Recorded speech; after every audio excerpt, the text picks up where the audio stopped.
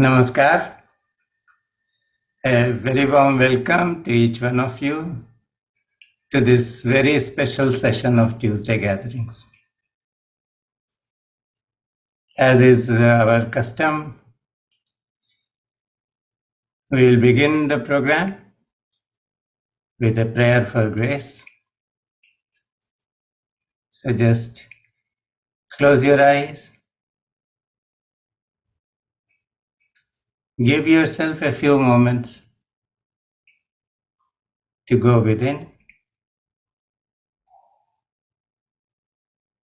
become aware of your posture, especially how you are holding your spine.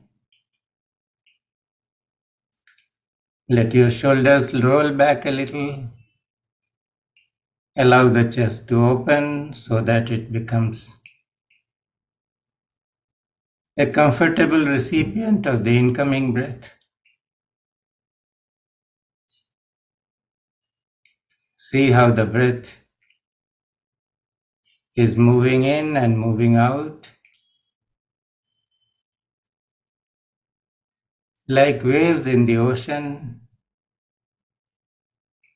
that rise by their own power and then drop by their own power.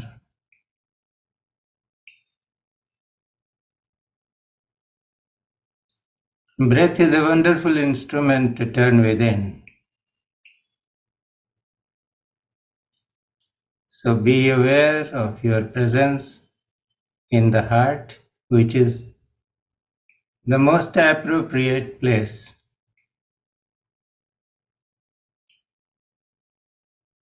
to pray from.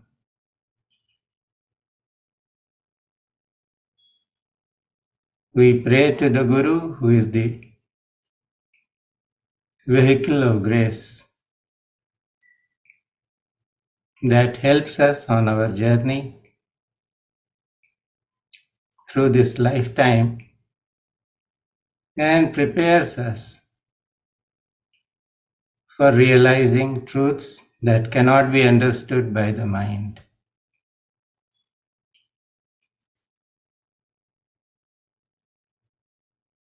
Let's pray. Om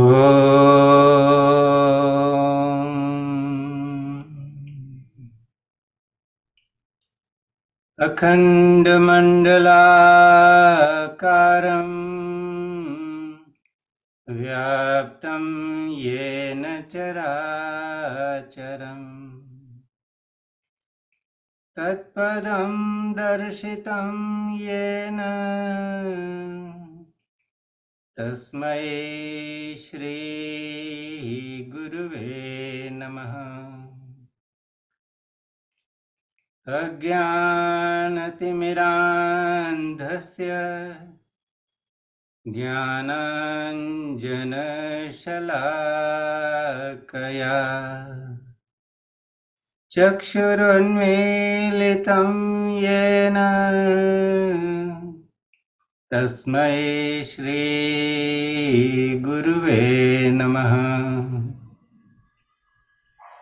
Gurur Brahma, Gurur Vishnu, Gurur Devo Maheshwarah, Gurureva Parabrahma, Tasmai Shri Guruve Namaha. Om Shri Sadguruve Namaha.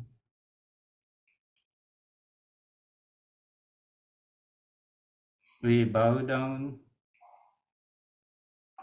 to all the masters from all traditions, all religions, all belief systems, and all our teachers, elders, and guides from whom we have learned so much.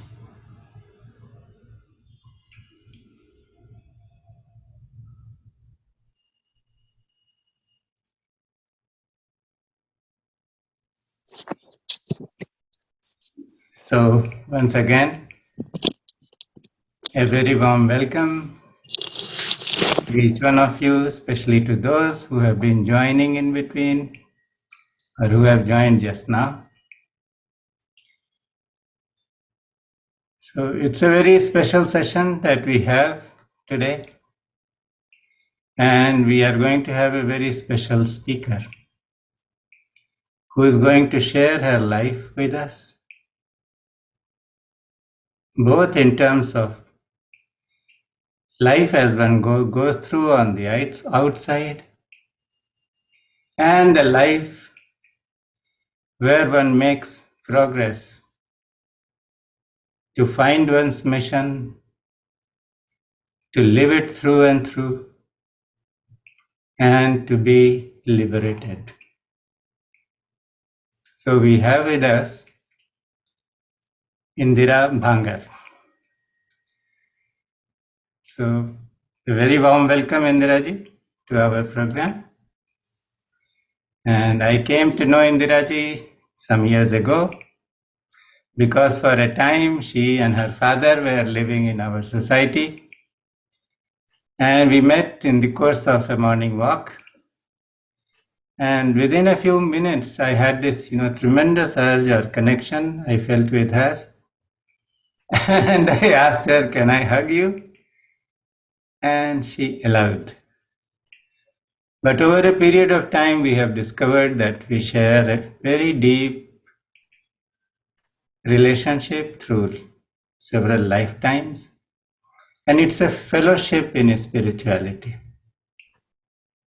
So I am very glad to introduce my soul sister to everyone here. And she is a unique personality. She has had a very challenging life, but she had a love for healing and healing modalities. And she had the good fortune of working under the supervision of some doctors who monitored the kind of results she produced. And finally, the government gave her the title of a doctor, even though she has not been through a medical school in the traditional sense, because she is the soul doctor. She heals people at a much deeper level. Allopathy considers body as made of matter, but there are many bodies made of many layers, and Indiraji is quite an expert in dealing with those layers. So I would not speak for long. I would let Indiraji speak for herself. So Indiraji, you're most welcome, and the audience is all yours. We are so happy to have you here. Thank you, thank you, thank you so much, Bhaiya, and my heartfelt gratitude for this privilege for allowing me in this space. And thank you all for being here. And to begin with, I wish each one a very happy new year. And let's hope that we all are co-travelers on this beautiful journey together. So yes, with the divine grace, the topic that came through was living in awareness, in consciousness, in the awareness of the present moment. And this is how my journey began at a very early age, and I was introduced to the path that today I can say was leading me to my own true self. So at a very, very young, early age, I was introduced to the path of meditation. I was very young, and a cousin uncle of mine was visiting us in Mumbai.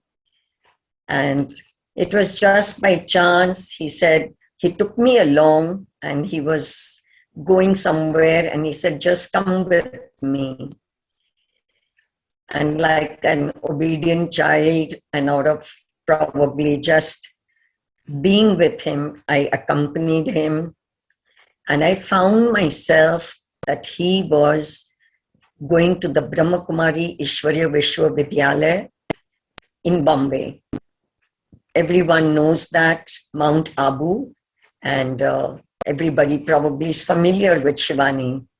So that's where my journey began. And that's where it is so strange that at a tender age like that, where everyone is so attracted, there are distractions, there are lots of fun and play with dolls.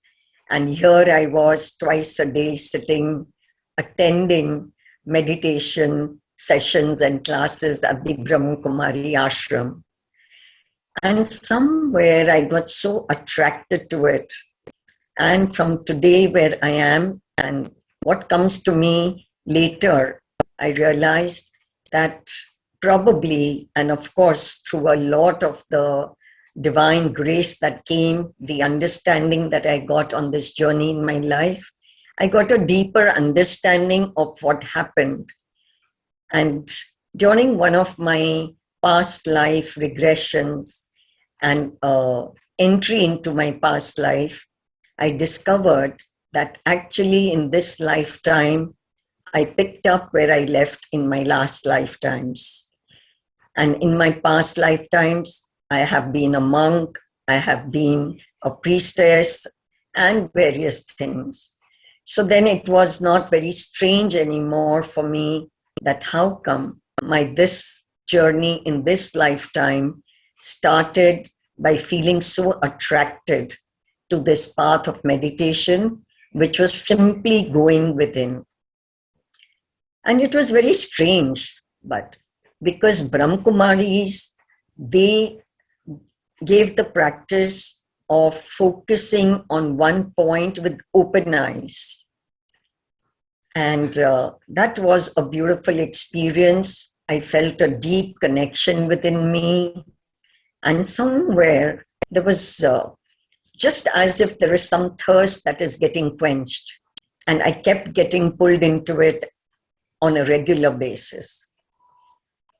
But there were certain things that I also, in the present moment and during those moments of awareness, I also got in touch with that anything or anybody who tries to control or hold, or there were disciplines of do's and don'ts, even if it was in my academic school, and my soul would feel very, very restless, would just want to escape or run away from that situation. So a lot of that do's and don'ts did not resonate with me. And at that early age, I feel I'm glad I could listen to that inner voice. I could respond to that inner restlessness. And soon my path changed. Then came another uncle, and this was my introduction to Raj Yoga. And then another uncle of mine just said, "Oh, I see that you seem to enjoy meditation. You have to come and experience my path, my guru, my teacher." So soon enough, after about, when I started with Brahmakumaris, it was probably I was 8 or 9 years old. And soon after, about 2-3 years later, I followed my uncle and he introduced me to Anand Marg. So I said, "Oh, wow, Raj Yoga, now Anand Marg." And today when I look back, I did realize that even at that time, I had just no queries. I just accepted everything that was coming my way with no questions, no mind, no resistance, nothing. It was just total acceptance. And Anand Marg, immediately it was actually experiencing duality. And I began to understand what this duality is all about. So Brahmakumari started it with open eyes. And when I went to Anand Marg, they said, "Aise thodi hota hai. You have to close your eyes." And I would open my eyes. And I said, no, meditation is open eyes. So anyway, then I did, of course, listen and follow the the Anand Marg. And that is where it helped me to go inside even more deeper. And that is when I got initiated into practicing on Soham and breath consciousness. And I felt that that was something very beautiful because I could get into timelessness. I could keep sitting. And then there was this whole inner struggle, inner conflict, inner restlessness. And I began to experience duality all the time. And I understood that this is what it is. There are times where there is total peace, total stillness. And there are times when there is total restlessness. There is so much happening inside. But anyway, I continued my practice. And of course, there were times when at that time I would feel I'm doing it out of the discipline, the fear, the commitment I gave my uncle because he was very, very strict about, and I knew he's going to ask me the next day, kitni der baithe, kiya ki nahi kiya? And I said, oh God, I will only speak the truth. So I need to honor that. So I need to do it for as much as I've committed to him. So this set my path of meditation at a very, very early age. The practice of living in present moment, absolutely aware of all that is happening inside, outside, around me. But what began happening, that the more I felt I was the one in the family meditating, and according to me, it was a very spiritual practice. And I began to experience a lot of challenges which manifested on the physical body as dis-ease. And that it got everyone worried, concerned, that what is this? I mean, so much of physical challenges and ailments and diseases. And for others, I would see around me, it would be kind of normal. ठीक है, jaundice हुआ, ठीक हो जाते हैं, दवाई लेते हैं. But my every illness, be it fever, be it cold, be it a sore throat, it would go to an extremity, absolutely. Even the jaundice, I had a relapse, I got serious, it was life-threatening. So that was really something. But I realized that the teachings at the centers where I was going, and what they would talk was that ye karmo ka kshay ho raha hai. It's something that all my old karmic stuff is getting cleansed and cleared. Somewhere this stayed with me. It was like imprinted in my psyche. And I felt that natural gift that I was blessed with was acceptance of each moment as it was happening. And I could just be absolutely normal, absolutely peaceful, even if my fever went to 104 and 105. And I would see the family really, really concerned, anxious, tensed, worried about, and they were life-threatening situations which I went through. But that moment of acceptance is what I felt was the key, was the trick, and that is what kept me afloat every time. And also I began to experience that there is nothing that's working. The medicines and whatever they are doing, nothing is working.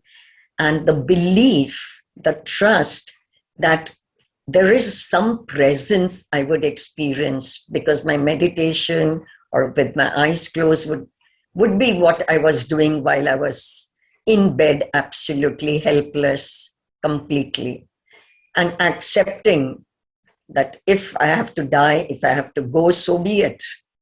So that total acceptance from moment to moment, from challenge to challenge, kept helping me very much to accept everything that was happening with ease. The suffering was there at one level, but also the ability to kind of watch it and become a witness. This practice of meditation has helped me through my life's journey.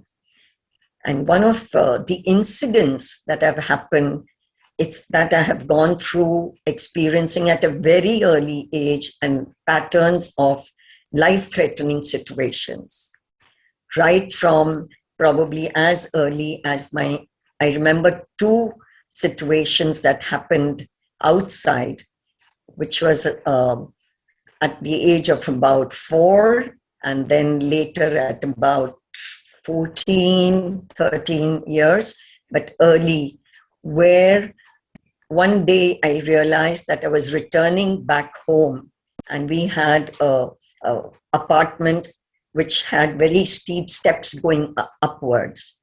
And when we reached our door and knocked, and behind the door, there were thieves who just had a knife in their hand, and they tried to attack. And in that moment, I just felt that we sat down so that they toppled over. And instead of a young child feeling scared, I felt I began just shouting out aloud, chore, chore, chore. And the people downstairs all kind of caught them, and I felt that, okay, I was fine. Again, later at the age of 13, I had a similar experience. I was visiting Calcutta for a wedding, and my grandfather pampered me a lot, even at that early age, with a lot of every occasion. It was one gift of a jewelry piece that he would love to adorn me with. And very excited for the first marriage I was attending of my lifetime, carried the box of jewelry to Calcutta. And while the wedding was on, I happened to feel that I need to change. And the jewelry I was wearing was a bit heavy. So when I went up to the room, and those days weddings would happen in dharamshalas, we would get dharamshalas and all. So even that was on the first floor. And between the marriage ceremonies, I walked up alone. And when I opened the door, again, there was a thief there who just was there to attack me and catch me. And I realized, and I saw them ransacking, two more inside, ransacking my bag and just searching for something. And I realized they are going to take away my whole box of jewelry, which was hidden there in my suitcase. But all in that present moment, I felt I need to save my life. So I turned back immediately and I ran down the stairs, even though I was like literally rolling down. All these incidents, they helped me to see that did I do anything? And what could I have done? And did I not care about the jewelry? And the loss of all my jewelry was gone. And I was not feeling sad. I was not feeling anything like that about that. But I was feeling very joyful and happy. I'm alive. I'm alive. Thank God my life is saved. I'm safe. And not a thought. And I remember all of them and my mother shouting at me and everybody shouting and saying, what the hell? I mean, and then of course, as you know, what was the need to carry and all that music goes on. Why didn't you do this? Why did you do this? Why did you go alone? And amidst all of them, internally, as if I could just be smiling and saying, why the hell can't you all be happy and see I'm alive? And I'm happy and thank God it's all gone. They took that and not my life, it's so precious. So these incidents of my life later did make me feel that there is a presence. There was something in that moment when at that young age of 4, that I just, in that moment, instead of getting frozen or frightened or feared, all I did was shout out so loud. Of course, God has given me a good sound box. I did shout out very loud. And also, something just pushed me down while they were coming directly at me, and he toppled over me. So I realized that every time I've been experiencing a presence, definitely I kept looking back. The more the incidents were happening in my life threatening situations, this was outside and many, many more. And a lot of my physical challenges that were manifesting in my physical body as diseases were of very serious nature. But that also kept reassuring me, reinforcing in me that there is something working and it's not me. I'm being carried.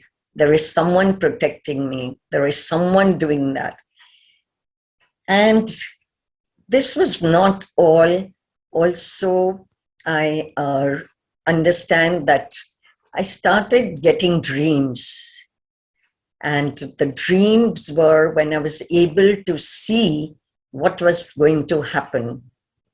One of the most impactful incidents of my life is when I've given birth to two daughters. My one daughter is with me, she's grown, I have grandsons. But my second daughter, when she was born, I actually dreamt her death before it happened. And in details, all the details of the dream.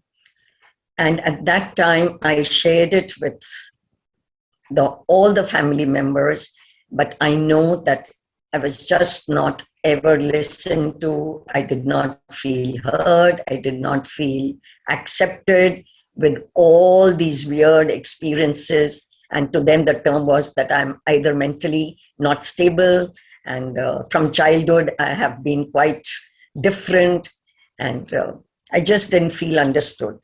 So when I tried to share it, convince them, nobody, I was dismissed, discounted as that I'm an anxious mother and I'm feeling too anxious about it. So they thought they need to give me some sedatives to put my mind at peace, and my mind is working.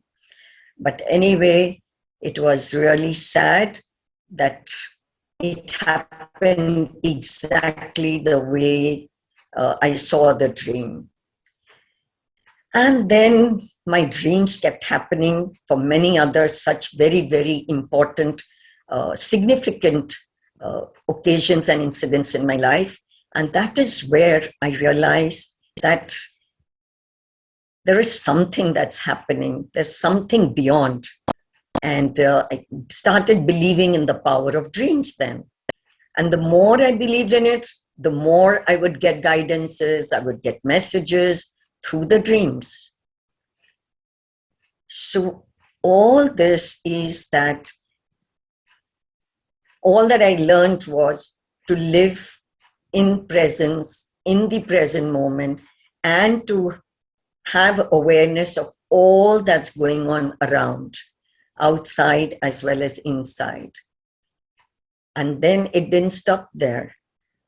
I kept growing with all the challenges, physically, mentally, emotionally. And one of the other things that happened where I believed in being in presence and in awareness was that when my daughter died, yes, I was going through the pain, the grief of that loss, experienced its excruciating pain and sadness. And there was a 5.5 years gap between my two daughters. My older daughter comes to me in the evening when all guests after their condolences had left. And she held my face in her palms and she says, "You know, Mom, you're crying for the one who's gone. Do you not need to look after me? I'm still alive."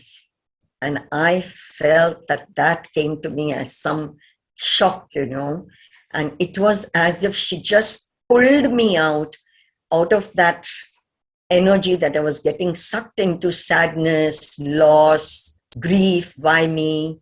Why did this have to happen after all that I've been going through? And this words of hers pulled me out of getting sucked into that sadness. And that made me feel that, yes, this is living in presence. Probably I was slipping. And my belief and my practice, my awareness has been growing and growing ever since.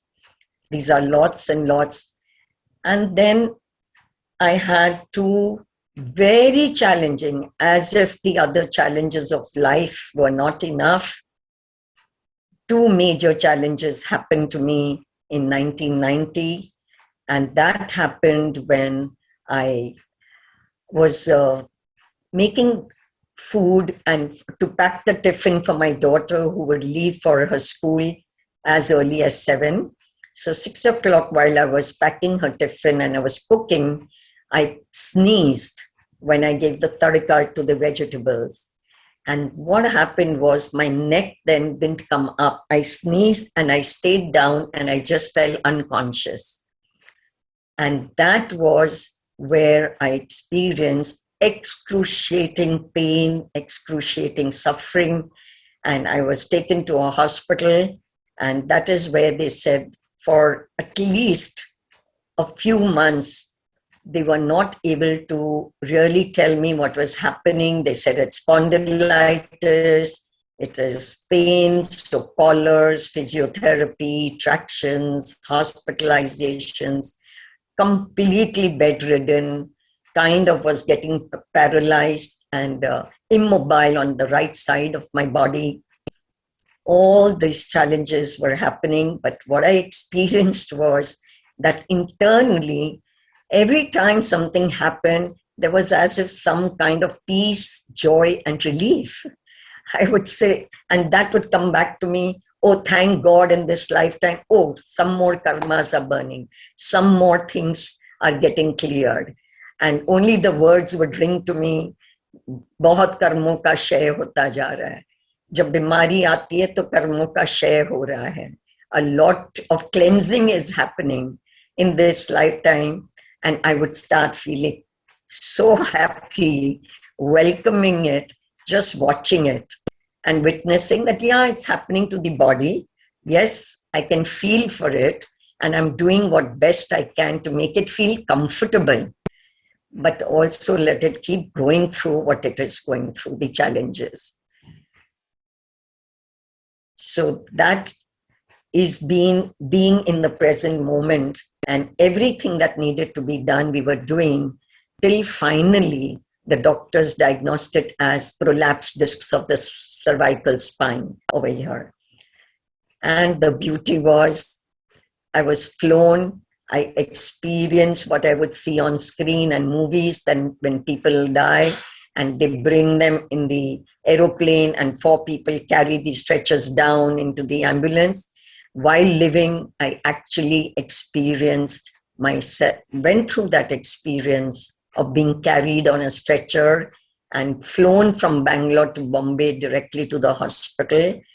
And I asked the doctor, I would like you to speak the truth to me. And the doctor, then I said, Doctor, what is my condition? And he said that there is very little chance, but family insists that, yes, we will go through a surgery. And so I immediately told my parents and my family that I know that tomorrow morning I may not come back from the operation theater.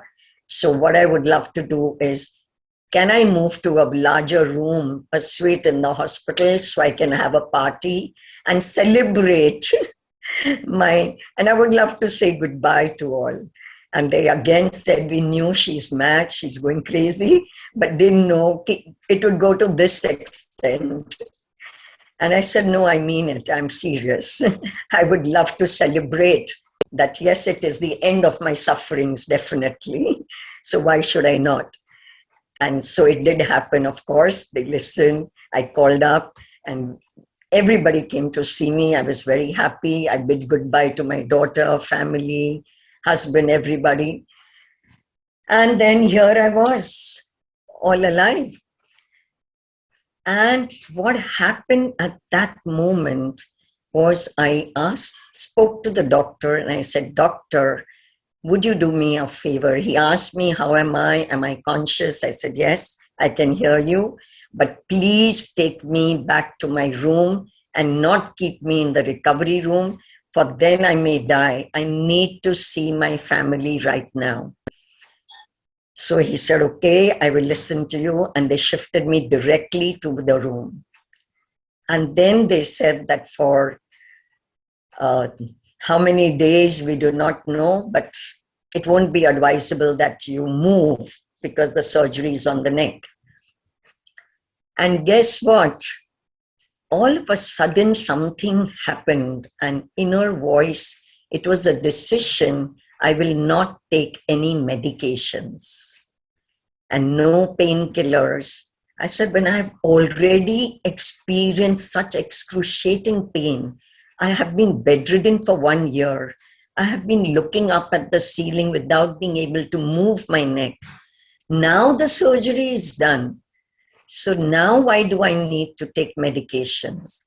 And the medical system kind of gave up and said that there is no hope and this. There were a lot of fears put into me.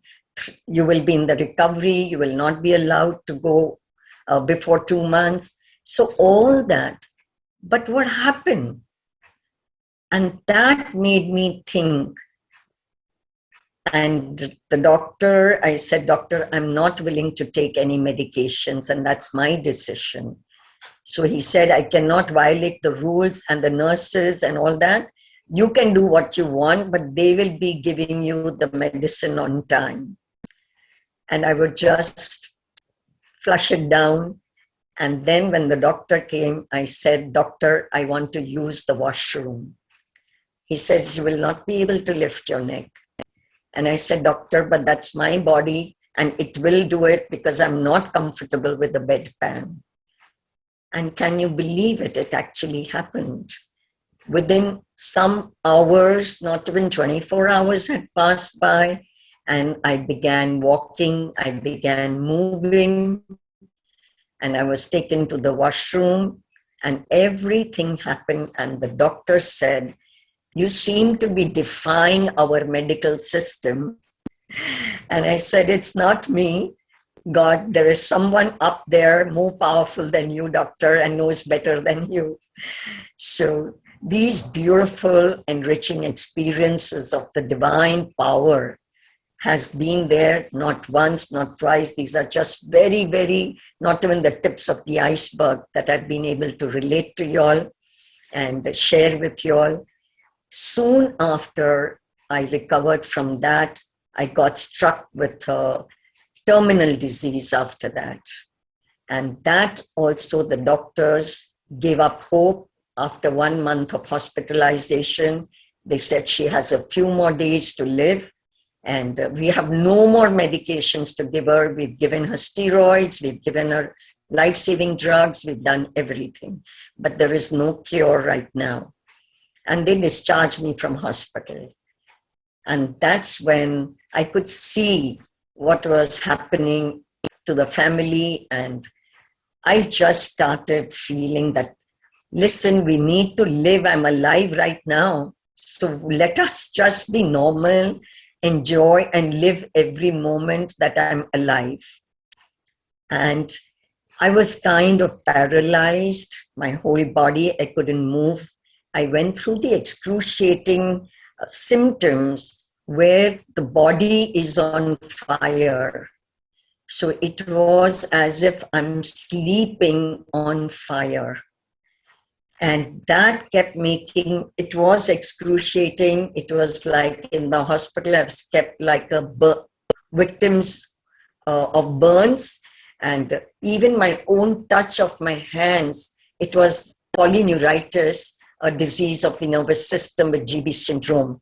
So it was like anytime I was only feeling burn. I could be screaming, I could be crying. And yet internally, there was something, some faith, something that I was at peace knowing this is happening and it's burning my karmas now. It's just burning and there is something new that will come out of this.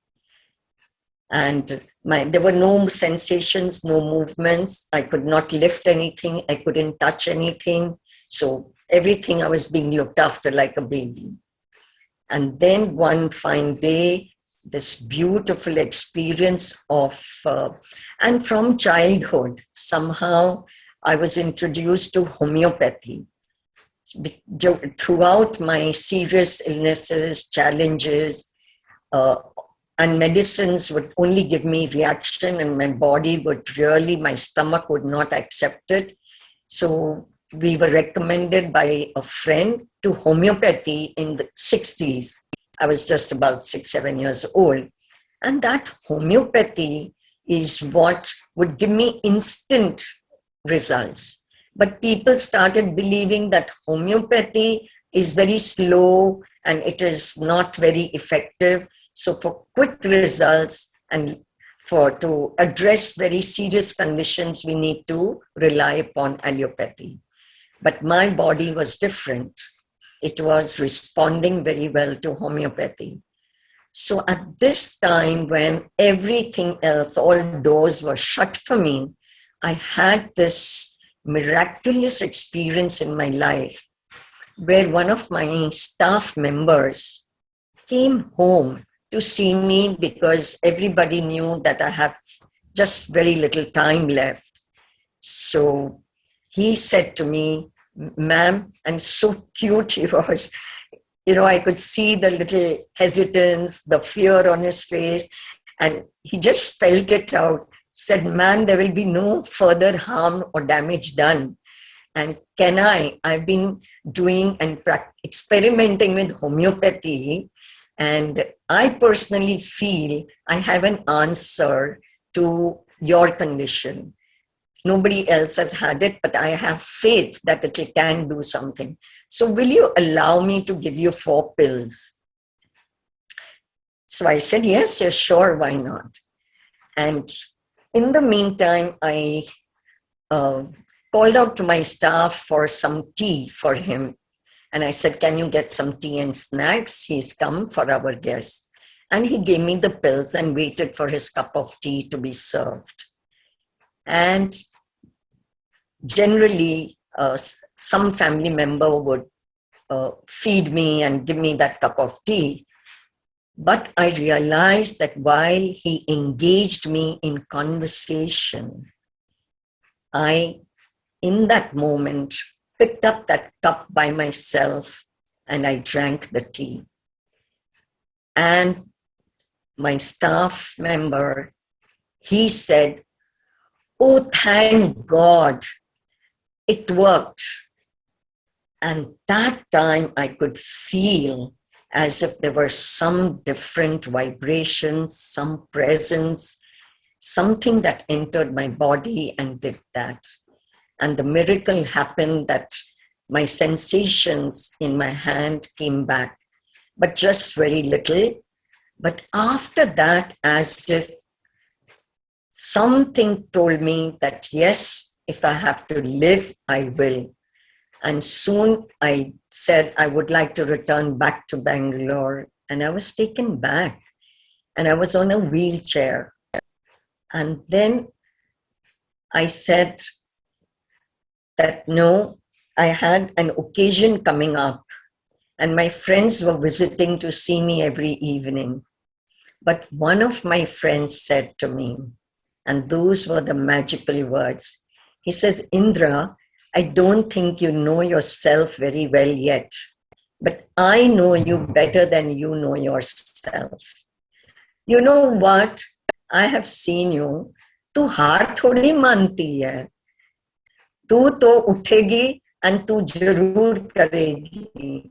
And we are coming and celebrating this occasion together and not without you. And You can do it. And I smiled at him and I said, Itna Vishwas. He says, Haan, I know you can do it.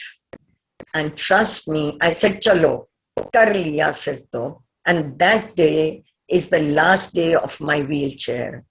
And believe me, that morning, I actually felt that I could stand up on my own.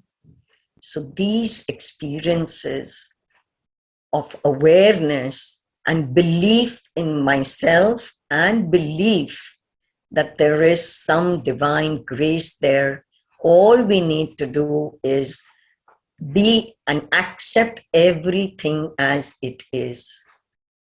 And jo prapt hai, wohi paryapt hai, has been my strength. And belief in oneself, I feel, is really the magic that it does. And acceptance of every moment really does the magic. And of course, I'm so grateful to all the people, the gurus, the teachers, the masters who kept leading me on to this path of meditation. And Vipassana meditation has been my practice that actually helped me to upgrade awareness and consciousness and stay connected every moment to every breath. It's become now a natural way of life. My life has been so much connected in living in present moment. And this is the message that has been assigned to me, a mission, a purpose. In one of my experiences at the Machu Picchu, I'd gone to Peru and went through a lot of shamanic practices. And that was a moment where I experienced the presence and a mission and a task given to me to spread the message of love and gratitude. And they said to me that this is what is the magic, the miracle, is to connect and spread, grow unconditional love and gratitude within your being. And it'll do its own work. And ever since, I just experienced the heart opened up, and all that flows is love and gratitude. Can we all please close our eyes for a few moments?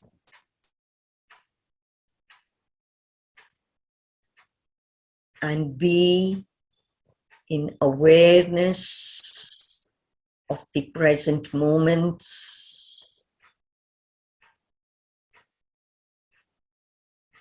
And let yourself know, I am here now.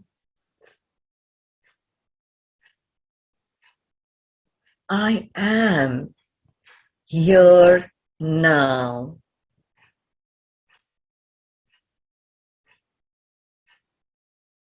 I am here now.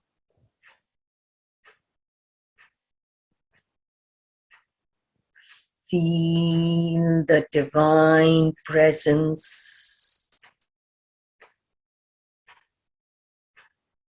Feel the vibrations of love and gratitude enter through your crown chakra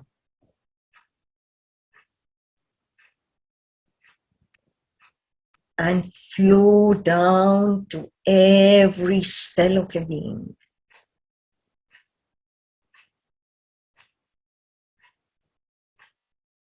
These seeds of unconditional love and gratitude,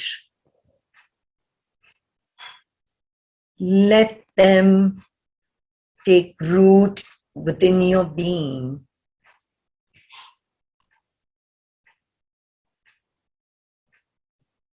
And as you consciously nurture them, living in gratitude,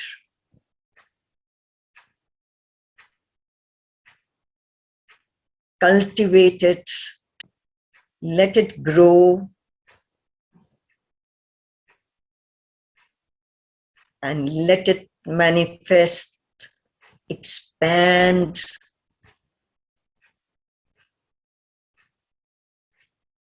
and let it multiply itself.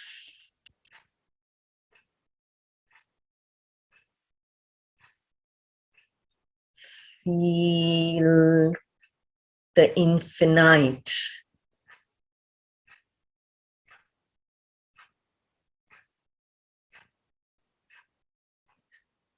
Feel the oneness.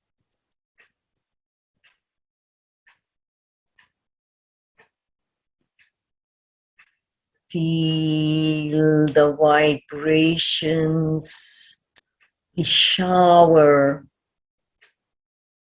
of love and light. Fill your being.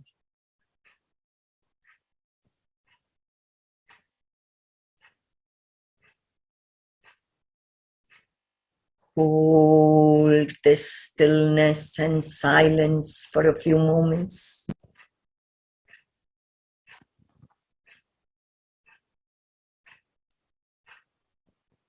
Be open to receiving this divine grace, the divine blessings, divine gifts.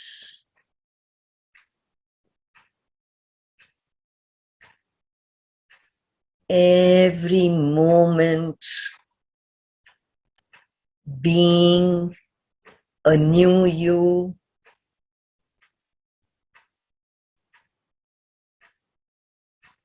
as we have stepped into the energy field of newness at the beginning of the calendar year.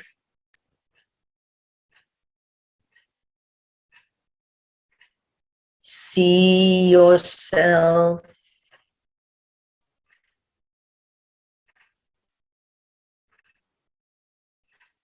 with loving eyes, total self-acceptance,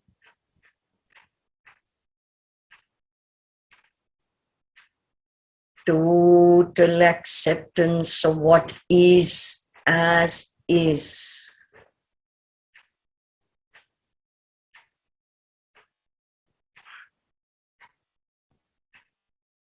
Believe in yourself.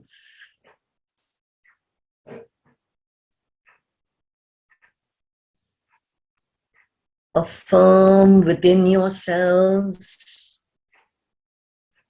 I love myself. I trust myself. I respect myself. It is so. It is so. It is so.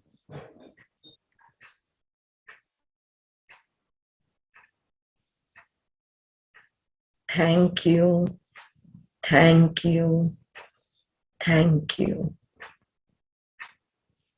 Take a few deep, conscious breaths,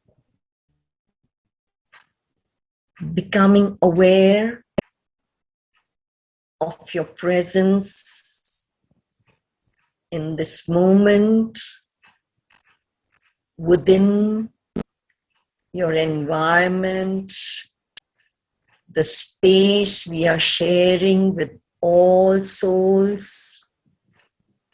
And as you feel ready, you may begin to gently open your eyes. Thank you. Thank you. Thank you.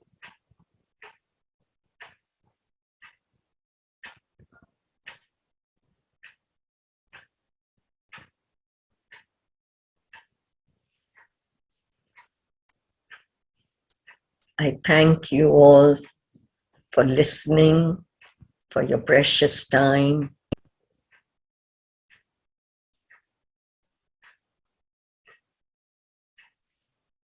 Thank you, Bhaiya. Thank you, Himaji. Thanks to each one present here.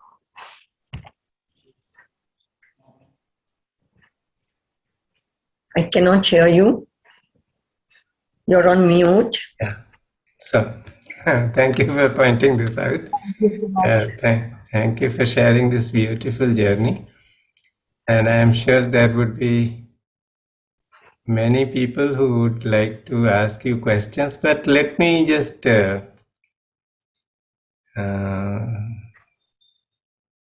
put something which came very strongly to me. Okay, the word swasth comes from स्वयं में स्व में स्थित. So जो स्व में स्थित है वो स्वस्थ है. So you have been led to that experience of healing by your very strong presence or establishing yourself in your own being. That healing has unfolded and the karmas had to be dissolved, so that is why you went through those challenges. And then the life mission has been given. So it is very beautiful. And what really stood out for me, another thing which stood out for me was, जो प्राप्त है वही पर्याप्त है. So it can be a beautiful mantra for each one of us, because we are always guided by what we do not have or we do not seem to possess. And let me tell each one of you something which Indiraji has not said, that she lived like a princess, as you might imagine from what she has shared. Her family used to be one of the richest in Burma, and they were uprooted twice from Burma. Indians who were living very well in Burma, they had to leave Burma under very difficult circumstances, losing everything. And in the case of her father, it happened twice. So the family has seen a lot of rough and tumble, and the challenges have always been there for a number of years. And right now, Indiraji lives in Ludhiana in an old age home where she is taking care of her father. And at the same time, she is helping so many souls on the spiritual path, helping them heal themselves. So, despite all the outer challenges that there are, the soul is full of glory. And that glory begins to manifest around a person who is established in the self. And Indiraji is the shining example of that. And one thing which I would, before we invite questions, one thing I would like you to share, how you went into healing and how you came to have the title of a doctor. I think our audience will be very much interested in knowing this. If you could share something. Thank you so much for this wonderful, kind words and remembering our history of the families. But to tell you that once I recovered in the year by 1993, I kind of recovered from these challenges, terminal diseases, life-threatening situations. And one fine day, my uncle called up to tell me that, Indra, you have been a survivor, a winner, everything, and you're so much believing in the body's ability to heal its own self, and you believe that so strongly, and we are watching it happening through life. So keep your eyes and ears open if you hear or you read about Reiki.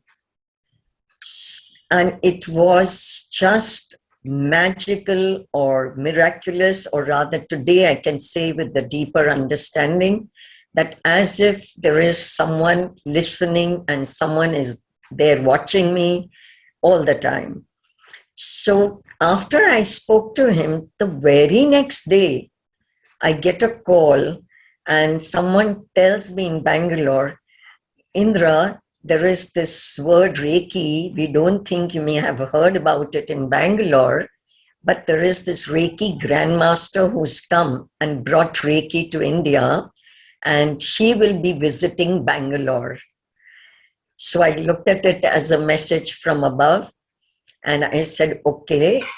And just to give you a short thing that as I talked about my life being very beautiful, experiencing duality, so spirituality and materialistic world. I belong to an industrial family, and at a very early age of 16, I actually did my MBA in my father's industry, where for 4 years I got trained in business. And soon after I got married, the creative life started expressing itself, and I became a business entrepreneur. So my spiritual life and my materialistic life were going parallelly, and the spiritual life helped my business to grow and helped me with wherever it went. So with all my commitments, having my own enterprise, a manufacturing unit in Bangalore, I said, no, there is a deep inner calling that I was feeling attracted to. I must drop everything and just go. And that is where I met the Reiki grandmaster, invited her home, and asked her to initiate me. And I got initiations directly from her, and she took me through the levels of being a Reiki master. And soon after I got my certifications, I said I did it just like that. And I used to attend my office regularly. And I had a retail boutique also. So I had lots and lots of clients coming in and developed very close relationships with them, not as clients, but developed friendships through that. And one client came in. Actually, it was a neighbor in my society over there. And she came in and she was wearing a collar. And I related to it because I know what that pain was. I had worn that collar for years. And she said, आजकल आप office बहुत कम जाते थे, क्या करते हो? So I said, I did something which was self-healing, and it is called, and I shared Reiki with her. So she immediately said, touch my neck. मैं तो मर रही हूँ दर्द से. And कॉलर पहन पहन के मुझे तो डॉक्टर्स से चक्कर लगा रही हूँ, 10 साल हो गए, दवाइयाँ, everything, but nothing is helping. They've told me that it will be like that forever or you go through a surgery. And that's not what I will do. She was about 70 years old. And trust me, I said, ठीक है, कर देती हूँ. So I just took out her collar, put my hands, and there was magic. Her pain was gone. And after that, being neighbors in the society, obviously she spread, the message spread like a wildfire. It was seen rather than spoken about, because people stopped her, neighbors stopped her and said, अरे आपकी collar कहाँ है आज? And she would say, पता नहीं, इंदिरा जी ने हाथ लगाया और दर्द गायब हो गया. And then I felt that the flow of people to the home was like wildfire catching up in Bangalore. So this is how the trust and the faith, but I had no clue, I had no explanations, because they had so many questions. आपने किया क्या? आप करते क्या हो? क्या किया? क्या जादू किया? मंत्र किया? I said, I honestly have no clue. I'm only telling you what I learned. I was asked and I said that they said that there is some light and vibrations. You put your hands, and I did that. And if you've received something, it's wonderful. You have to explain what you received.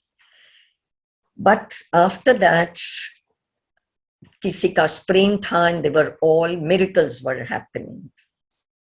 But then I received a call from my parents who lived in Bombay because I had shifted and settled in Bangalore to expand my business entrepreneur workshop.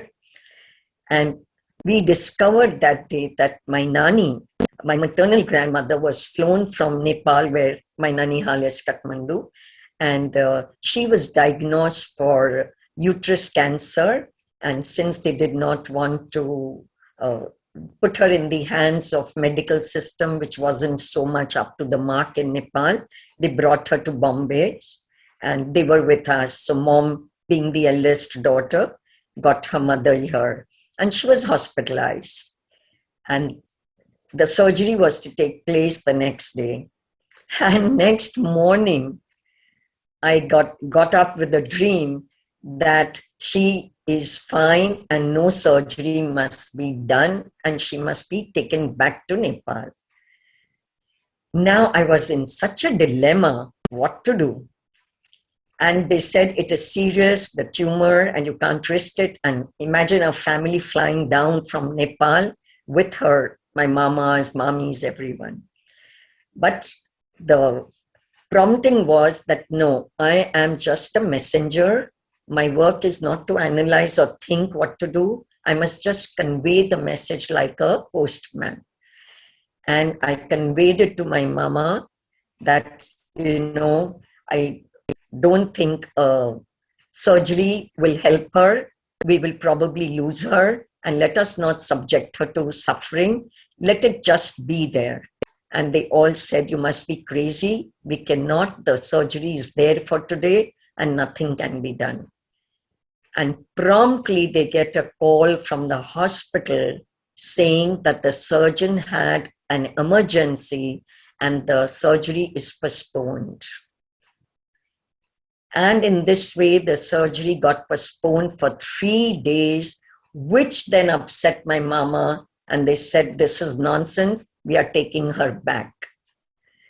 And after that, my nani just lived very well. And when she passed away after about 8 months or so, she went very peacefully. And there were no symptoms, no trouble, no problems at all.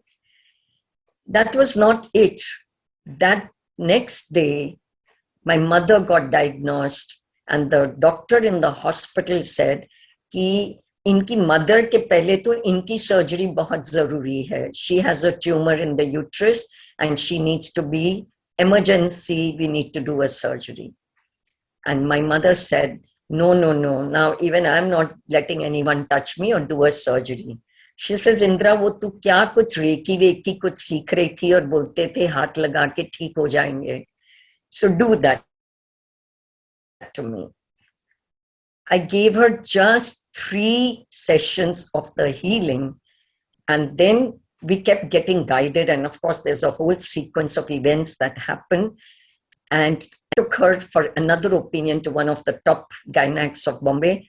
And she said, she is perfectly all right. There is no tumor and she doesn't need to be operated. And then it happened to my father. So within that 1 week's trip in Bombay, my nani, my mother, and then my father took him to the doctor. They said it's prostate cancer and he needs to be operated upon. And again, they said, what's happening? We really don't know. But when my dad at front of the surgeon said, हाँ जी, ठीक है, कब करना है, कल ही कर दो. He's always in a hurry to get over and done with things. And then something came to me. I said, doctor, daddy, just let's go home. And we are not saying anything right now. And he said, why? I said, you don't worry. You are going to be fine and no surgery required. And I don't think I can allow you to undergo. And you've had 2 experiences, Nani and Mummy, and now you. And then with that healing, after that, Till today, my dad is 92 years now, and no surgery, nothing, no medications that can happen that he had to take. He is fine. They were all three clear of their cancer. This only reinforced and brought out the healer was born in me, and through me, this divine energy and grace ever since has been happening, and many, many more cases started happening that people were getting miraculous results. A lot of media those days who got to know approached me, and I told them I refuse to give any interviews or speak about it till you don't go and get the testimonials. I can say I did this and this happened, but you must speak to all the people. I'll give you their contact numbers, names. Let them tell you what they received. Then I know it's a testimony. I could say anything. And distance healing happened very effectively those years. There was this particular case where one of my very close friends there, and of course my home opened up as a center of learning. It opened up and created, and I became the founder and creator of this space called Healing Lounge. Because anybody who entered my home, they said, there's something that happens, Indra, in your presence, in your touch, in whatever you say, and we feel healed. So the appropriate name that came was Healing Lounge, and everybody started getting healed. But this person who came to me, she said, Indra, and she was crying, and I said, what happened? She says, I have only one sister, her only one son, 18-year-old, in Dallas, I think, or Houston, in USA, has been diagnosed for cancer in the legs.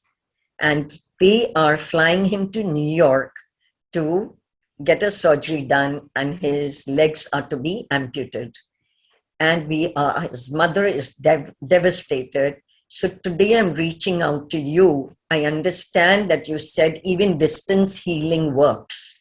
So I said, I've done it for close friends and family and people, but America and just someone, definitely it will work if you have the faith, but I will do since you've given a request.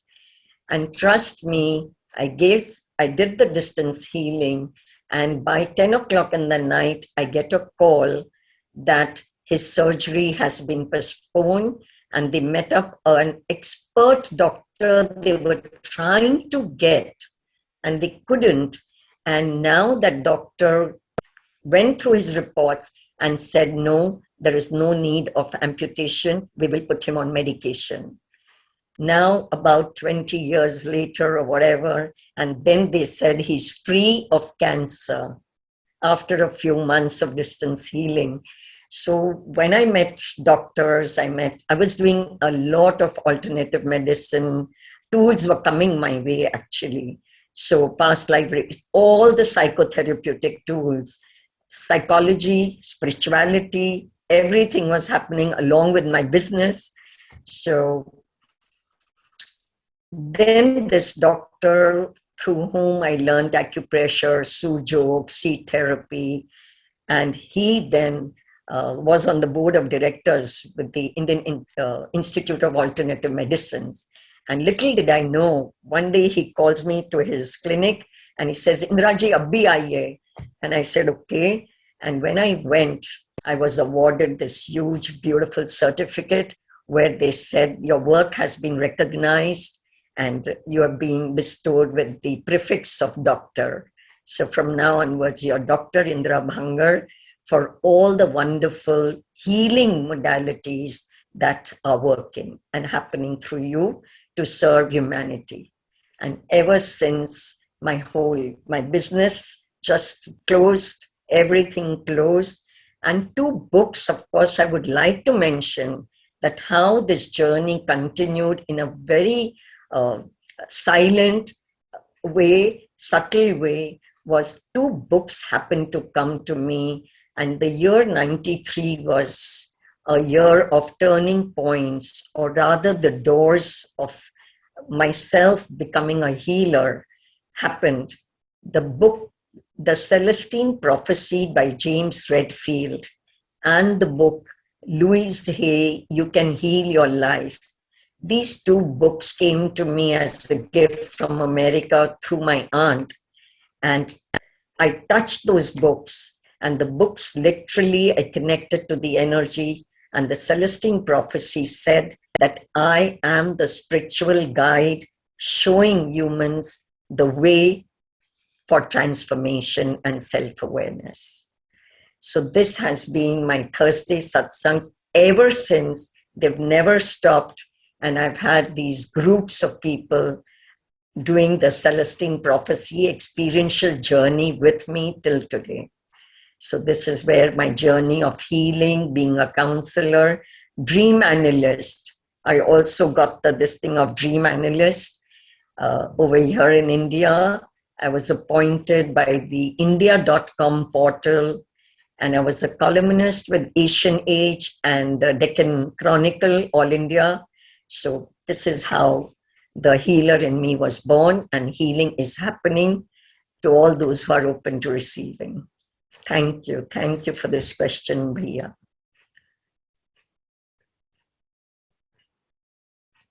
Bhaiya, you're on mute.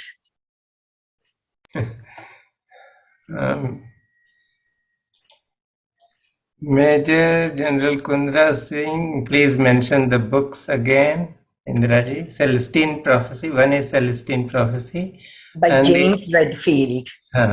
James Redfield and You Can Heal Your Life Louis by Hay. Louise Hay. So my work, my workshops, everything is based and inspired by these two authors who I take as my gurus. These two books have come to me in the form of my teachers and guru. Everything in it is working for people. And the Celestine journey is called Swadhyay, study of self, where all my work and learning has been integrated, woven together through this journey. Indiraji, if there is any kind of a link you would like to share with us in our Telegram group about Okay, sessions you conduct or whatever. So anybody who wants, they can Thank connect. you. Thank you so Or much, Bhaiya, for that. And any, someone has asked to write the names of the books on the chat. please share the book names in group. I will share. Okay, Aditi.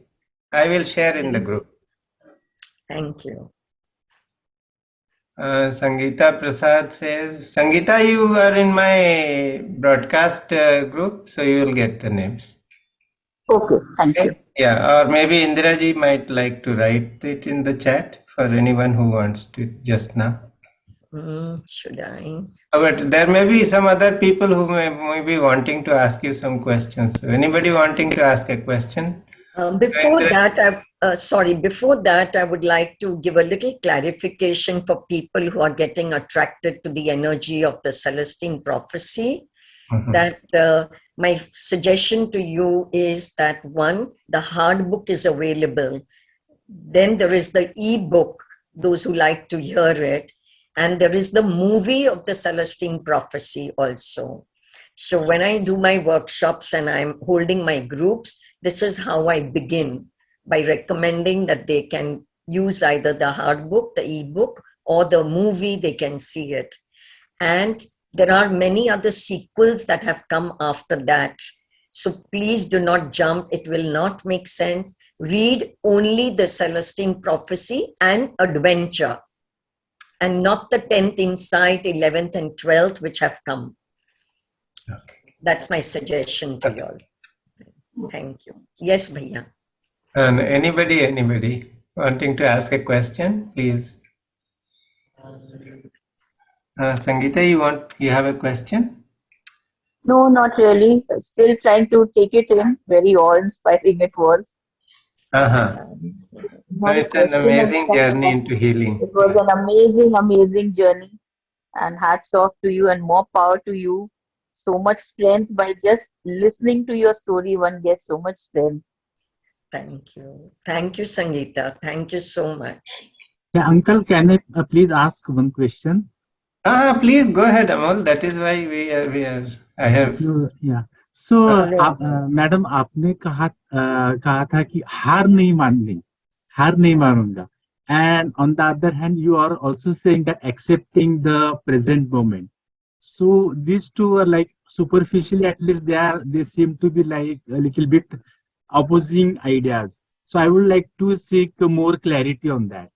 Thank you. In my experience and where I come from, when I said har nahi manungi means I will not give up, but the acceptance of the moment is surrender to the divine will. That har nahi manungi is my surrender and letting go to the divine will and saying that now I align my will to your will.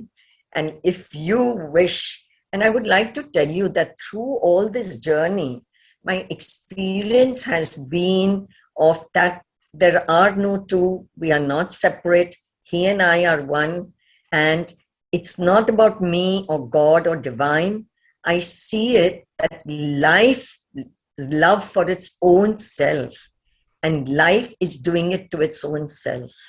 So life doesn't give up, and life did not give up, is my experience, if I can put it. But these experiences, to even capsulate them in words or expressions to share, doesn't do very enough justice, I would say, from the deeper experiences that have actually happened.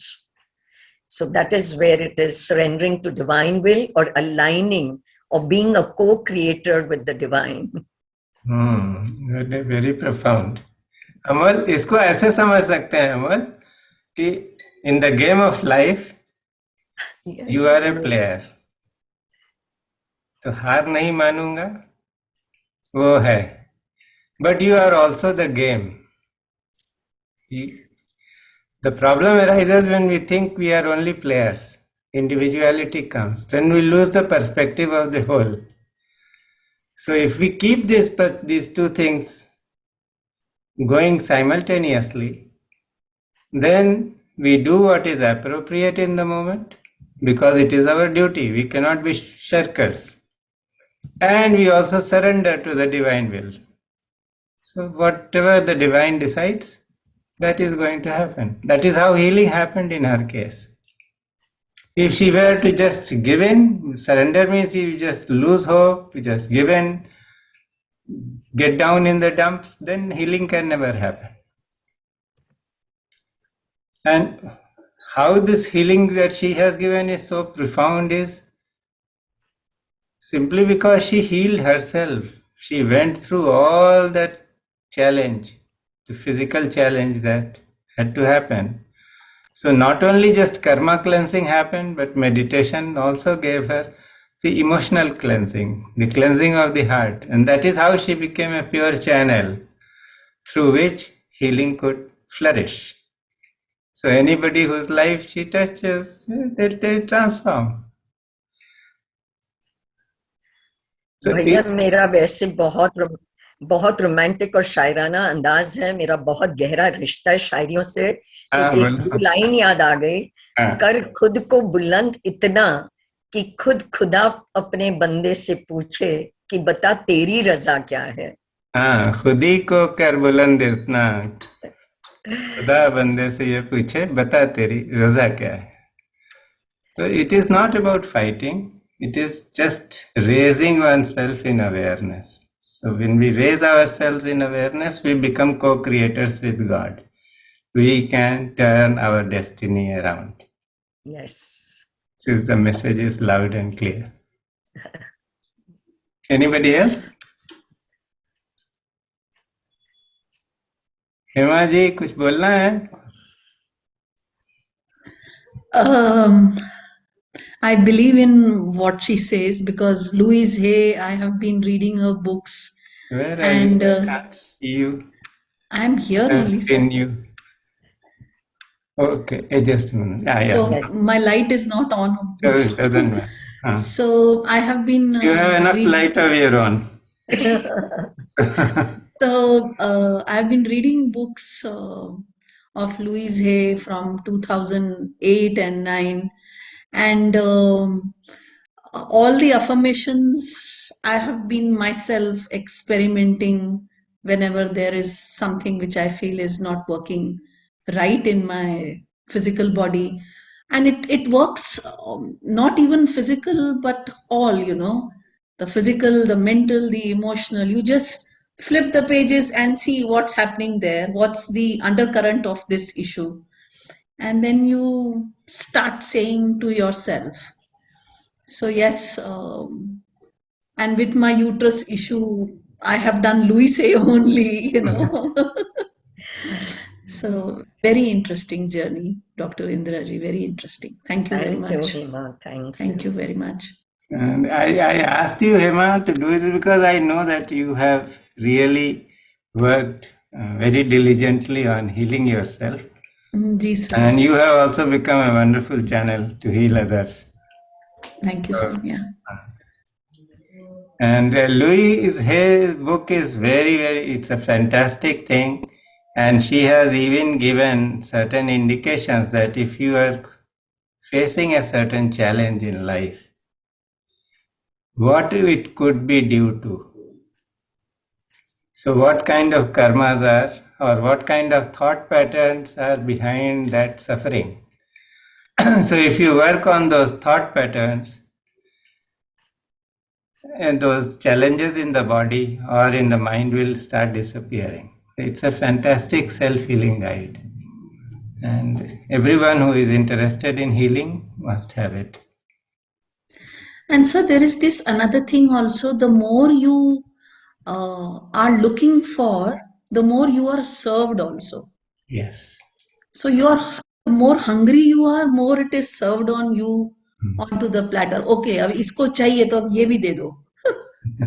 So right now it's been a 2 years kind of thing that whenever I take shower, I connect with the energy of the water and say, please, divine energy, healing energy of water, cleanse me. So whatever is there, just let it flow from my body, out from my body. And whenever we are passing any kind of liquid, be it sweat or urine, that time also I have this thought, something is which is not needed. It's going out of my system. So you are always, the more you are, the more hungry you are, more it's being served to you. And that awareness comes that it is actually Yes, sir. happening. Yes, sir. It's wonderful. Anyone else? Any questions? No questions? Okay. Just unmute yourself.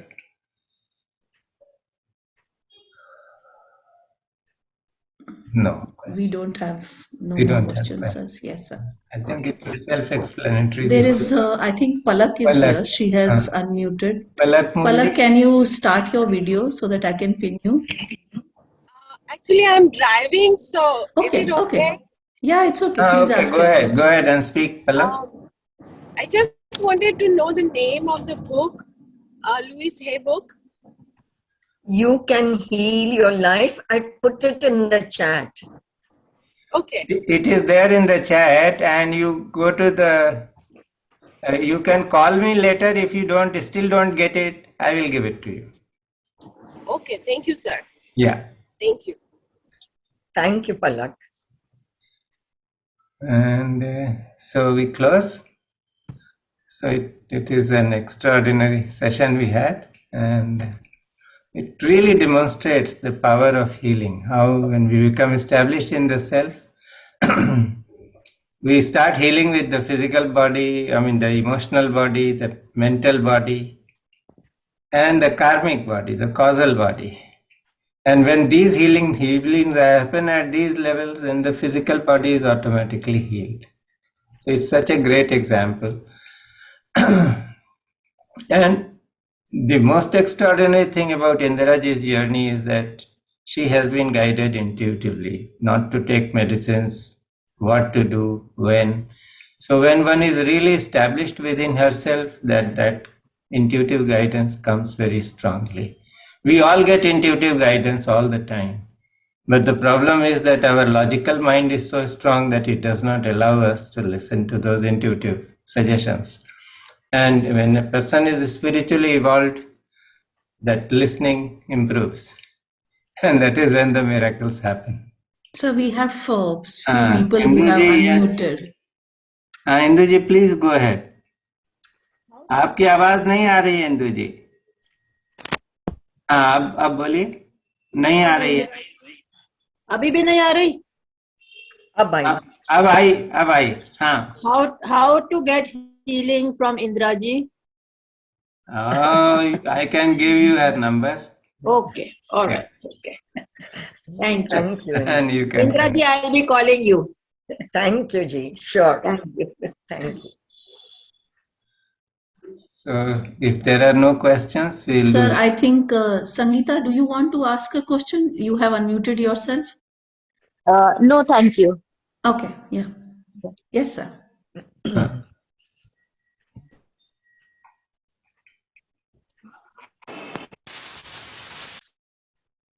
So let us send all the healing energy that is there, that we have experienced in this session, outwards as a humble endeavor to heal the world. Om Sarvesham Swastir Sarvesham Shantir Bhavatu